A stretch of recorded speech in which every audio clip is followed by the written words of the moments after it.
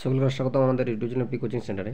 তো আজকের যে ব্রেকিং নিউজটা হচ্ছে সেটা সবথেকে গুরুত্বপূর্ণ নিউজ। সেটা হচ্ছে কি বিহার স্টেটের যে রেজাল্ট, সেই রেজাল্ট কিন্তু যে 25 নভেম্বর প্রকাশিত হওয়ার কথা বলা হয়েছিল, সেই 25 নভেম্বর আগে পর্যন্ত প্রকাশিত হওয়ার কথা বলা হয়েছিল, কিন্তু আজ অর্থাৎ কিছুক্ষণ আগে, ঠিক আছে, রজনীশ কুমার যিনি আর কি টিভি টিভি নাইনের যিনি আর কি সংবাদদাতা, ওনার মাধ্যমে টুইটের মাধ্যমে জানা গেছে কি যে বিহার স্টেটের যে রেজাল্ট 2024 যে বিহার স্টেটের রেজাল্ট, সেই স্টেটের রেজাল্ট কিন্তু আজ যে বিএসসিবির যে অধ্যক্ষ আনন্দ কিশোর, ঠিক আছে, উনি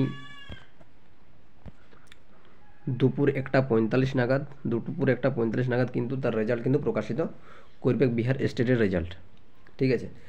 তো 1:45 প্রকাশিত হওয়ার পর মিনিমাম 1 থেকে বা আধ ঘন্টার পর কিন্তু সেই রেজাল্ট কিন্তু অফিসিয়াল ওয়েবসাইটে কিন্তু সকলে কিন্তু নিজের রোল নাম্বার দিয়ে কিন্তু চেক করতে পারবে, ঠিক আছে। তো এই ছিল আজকের একটু নিউজ, একদম শর্ট নিউজ, যে আজকের বিহার স্টেটের যে রেজাল্ট, সেই রেজাল্ট কিন্তু 1:45 নাগাদ কিন্তু প্রকাশিত করতে চলেছে অধ্যক্ষ আনন্দ কিশোর, ঠিক আছে, লাইভের মাধ্যমে কিন্তু প্রকাশিত করবে। সেই লাইভটা আমরা আমাদের ইউটিউব চ্যানেলে অবশ্যই কিন্তু দেখানোর চেষ্টা করব, তাই তোমরা সকলেই অবশ্যই 1:45 আমরা লাইভ আসার চেষ্টা করো, হ্যাঁ।